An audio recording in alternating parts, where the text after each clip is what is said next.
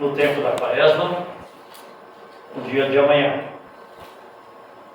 Nós lemos então o Evangelho de Lucas, capítulo 13, versículos 31 até o versículo 35. E como é a leitura do Santo Evangelho, ficamos em pé para ouvi-la. Evangelho de Lucas 13, 31 até 35. Naquele momento, alguns fariseus chegaram perto de Jesus e disseram: "Vá embora daqui, porque Herodes quer matá-lo." Jesus respondeu: "Vão e diga para aquela raposa que eu mandei dizer o seguinte: hoje e amanhã eu estou expulsando demônios e curando pessoas, e no terceiro dia terminarei o meu trabalho." E Jesus continuou: "Mas eu preciso seguir o meu caminho hoje, amanhã e depois de amanhã, pois um profeta não deve ser morto fora de Jerusalém. Jerusalém, Jerusalém, que mata os profetas e apedreja os mensageiros que Deus lhe manda. Quantas vezes eu quis abraçar todo o seu povo, assim como a galinha ajunta os seus pintinhos debaixo das suas asas, mas vocês não quiseram. Agora a casa de vocês ficará completamente abandonada. Eu afirmo que vocês não me verão mais até chegar o tempo em que dirão: Deus abençoe aquele que vem em nome do Senhor." Aqui a leitura. Deus Espírito Santo nos acompanhe ao meditarmos então a Santa Palavra. Parecemos.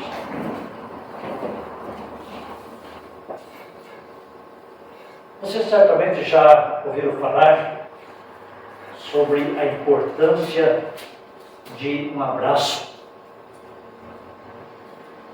Geralmente, quando estamos tristes ou chorando por algum motivo, vem um conhecido, vem um amigo e nos dá um abraço. Não precisa nem dizer nada, só dar um abraço. Nos conforta, nos anima, enfim, nos faz ficar serenos, ficar tranquilos. Jesus sabe disso. E Jesus, vindo ao mundo, ele vem para exatamente nos dar esse abraço.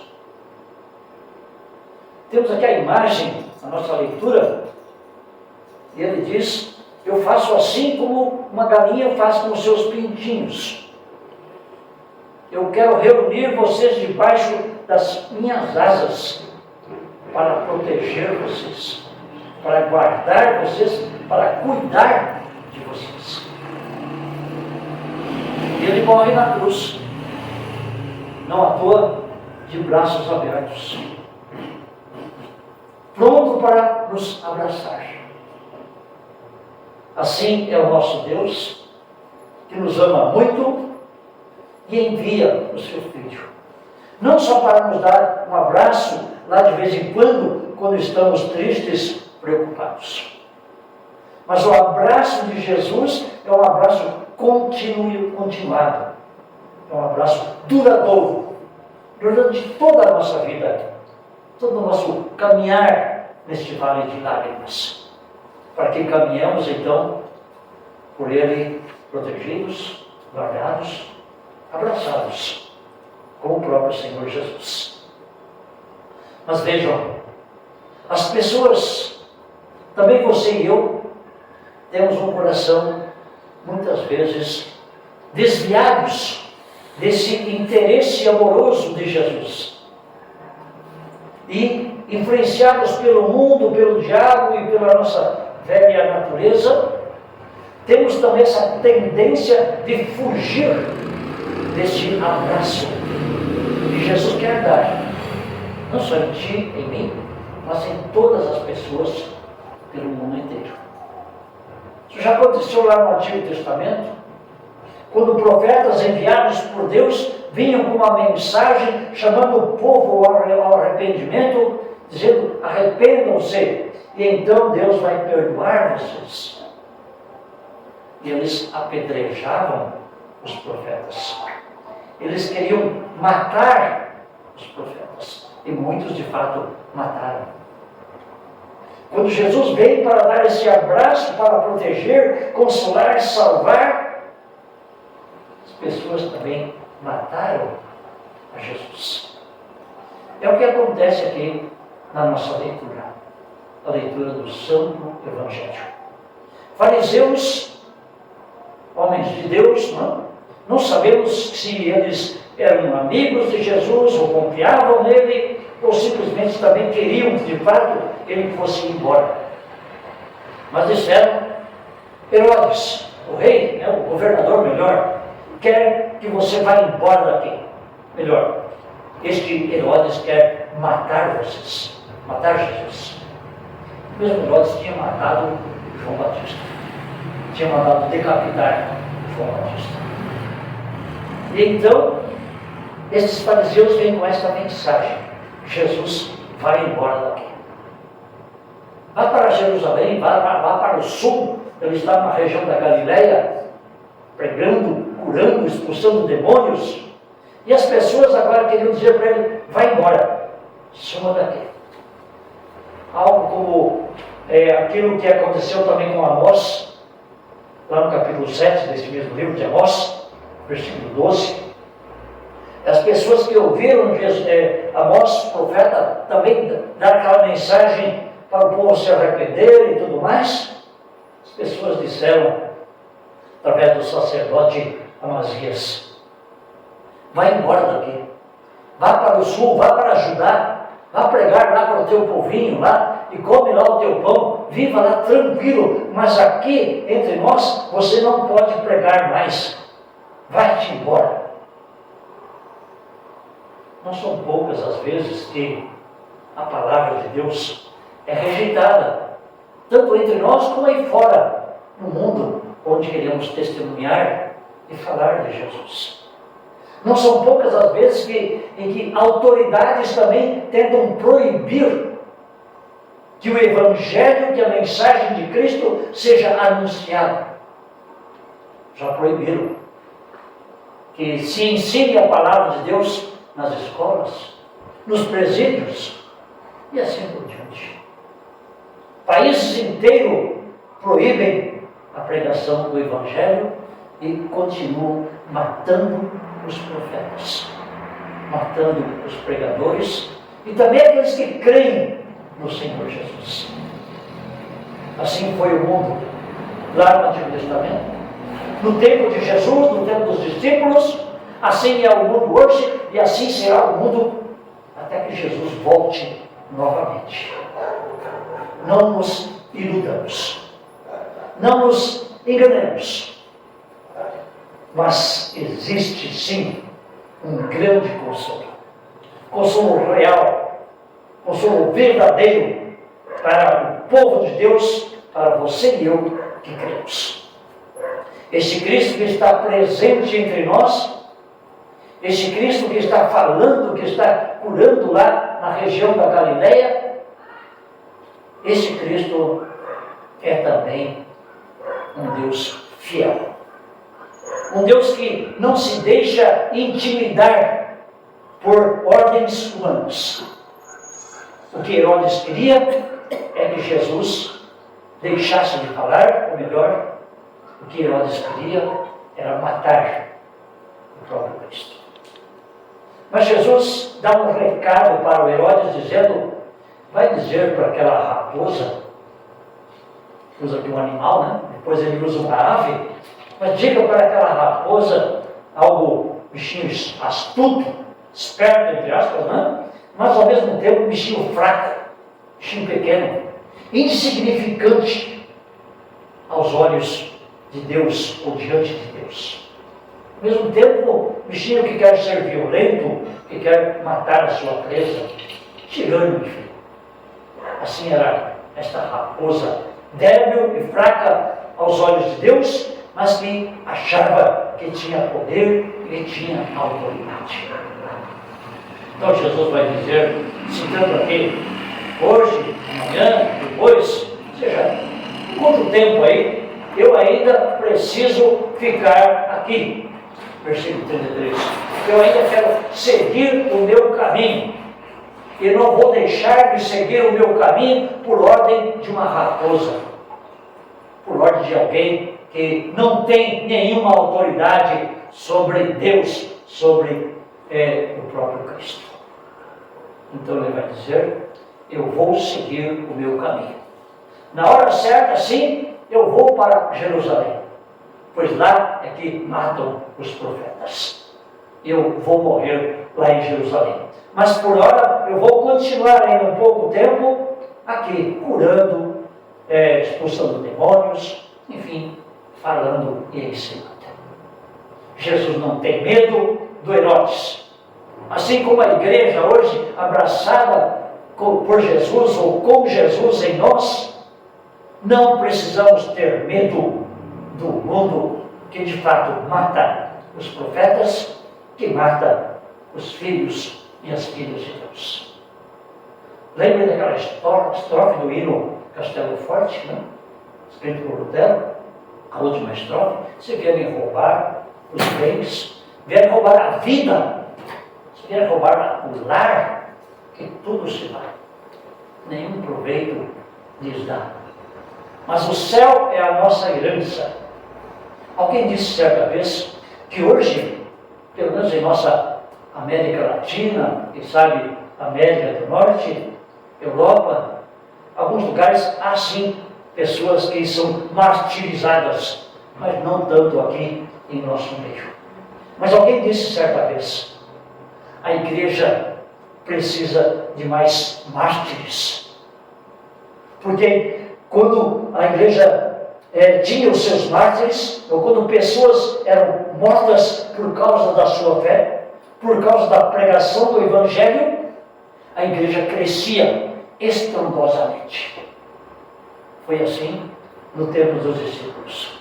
Logo depois que Jesus sobe aos céus, os discípulos ainda com medo se esconderam lá um pouco, mas depois, com a vinda do Espírito Santo, bravamente eles testemunharam a sua fé e pregaram o Evangelho.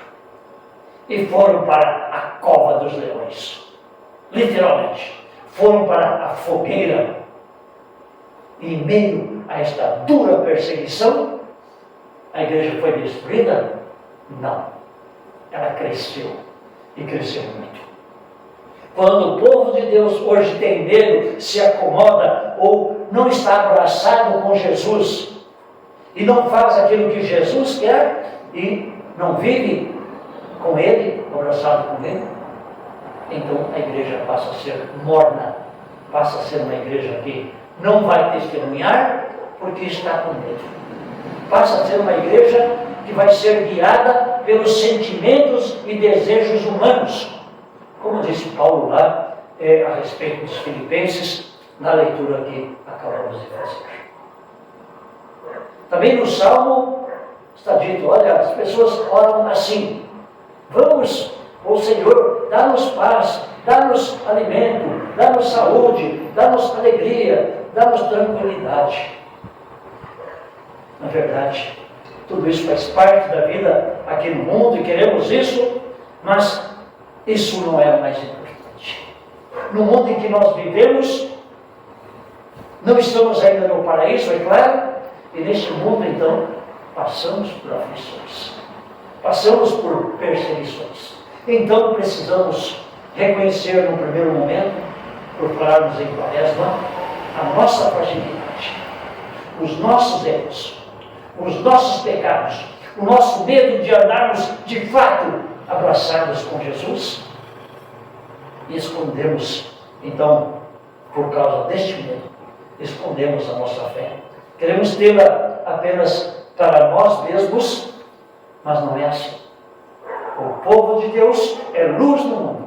O povo de Deus brilha aqui neste mundo a glória do Senhor Jesus, que está abraçado conosco. Mostra este fato que Jesus nos ama, olha para nós com amor, também para Jerusalém, que queria matá-lo, chamando ou dizendo lá para o povo de Jerusalém, repetindo 2 vezes a palavra no versículo 34. Jerusalém, Jerusalém. Palavras assim ele disse para Marta, que estava também preocupada com coisas deste mundo, limpeza, comida. Ele disse para Marta: Marta, Marta, preste atenção naquilo que eu estou dizendo. E aqui ele diz então: Jerusalém, Jerusalém.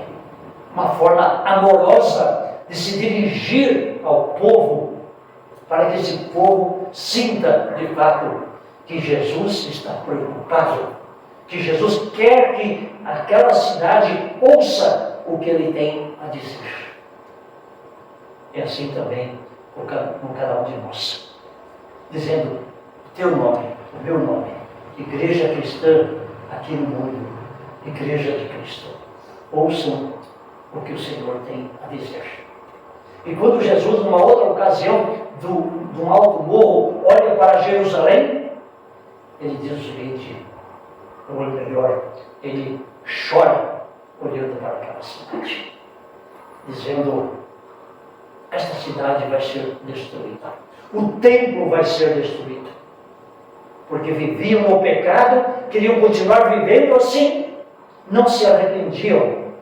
Então Jesus chora. Esse choro é um choro de amor. Ele ama aquele povo, ele ama a humanidade. Quem sabe? Ele olha para o mundo que se afasta, para o mundo em guerra, para o mundo que não quer ouvir. Quem sabe? Ele não está chorando também por nós, ou pelo povo de forma geral.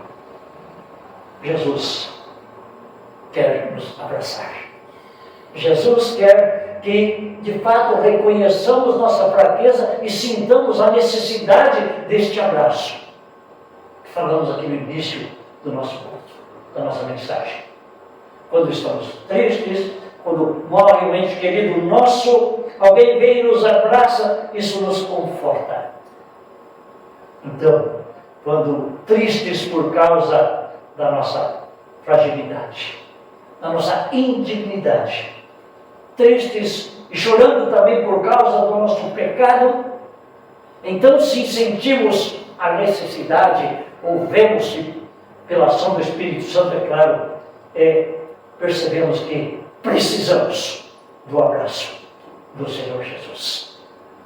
E Jesus nos abraça hoje através do seu povo. Claro que o abraço de Jesus vem pela palavra e pelos sacramentos, mas também um abraço, digamos, físico, sentido, percebido, é dado entre nós, o povo de Deus. Aqueles que estamos abraçados, aqueles que estamos perdoados, que estamos alegres pela salvação que Jesus conquistou para nós na cruz, somos também impulsionados pelo amor dele a abraçar aqueles que sofrem, aqueles que estão se afastando, aqueles que precisam do carinho do nosso Deus. Ele gosta de todos, ele ama a todos, ele quer abraçar a todos. Então Jesus vai concluir aqui dizendo, a partir do versículo 35, eu afirmo a vocês que vocês não beberão mais até que chegue o dia em que vão dizer: Deus abençoe aquele que vem em nome do Senhor. Sabemos que esta frase foi dita quando Jesus entrou triunfalmente na cidade de Jerusalém, montado num jumentinho. Mas sabemos também que essa frase será dita quando ele voltar novamente para nos buscar. Então as pessoas que não ouviram, não quiseram ouvir, elas não teriam mais, ou chegaria um momento em que elas não mais poderiam ver Jesus, não mais poderiam ser abraçadas por Jesus. E ele também diz para aquela cidade de Jerusalém: esta cidade será completamente abandonada, porque não se arrepende. E nós sabemos que esta cidade foi destruída no ano 70 depois de Cristo, pelo governador de Roma, pelo rei de Roma. Hoje, nós vemos igrejas maravilhosas, lindas, sendo abandonadas, sendo transformadas em museus, em restaurantes, em lugares de lazer. Talvez não tanto aqui na nossa realidade ainda, e que isso não aconteça, mas na Europa isso já está acontecendo. Igrejas que não são mais igrejas, que são abandonadas, lugares onde outrora Jesus abraçava pessoas, hoje ele não está mais lá abraçando, porque não é bem-vindo, porque não é aceito. Mas nós somos o povo de Deus, abraçados por Ele. Nós somos o povo de Deus que tem este Cristo fiel presente conosco. Esse Cristo amoroso, este Cristo que continua nos abraçando. Aquele abraço que não é um abraço momentâneo, mas um abraço continuado. Porque Ele está sempre conosco, nos protegendo com as suas asas, como uma galinha protege os seus filhotes. Deus então nos abençoe neste tempo de Quaresma, possamos meditar com profundidade e que não seja em vão o sacrifício de Cristo. Como nós cantamos há pouco no hino antes da mensagem, não seja em vão, Senhor, o teu martírio expiador. Somente quando reconhecemos que precisamos do abraço do Senhor Jesus ou do seu perdão, é que então nós vamos valorizar o seu martírio, o seu sacrifício na cruz, de fato, como sendo grandemente necessário para a minha salvação, para a nossa salvação. E assim, então, olhando para a cruz, nós nos alegramos, estamos perdoados e estamos abraçados. E assim, Jesus vai continuar abraçando-nos, cuidando-nos, guardando-nos na fé. Que assim seja. Amém. Amém.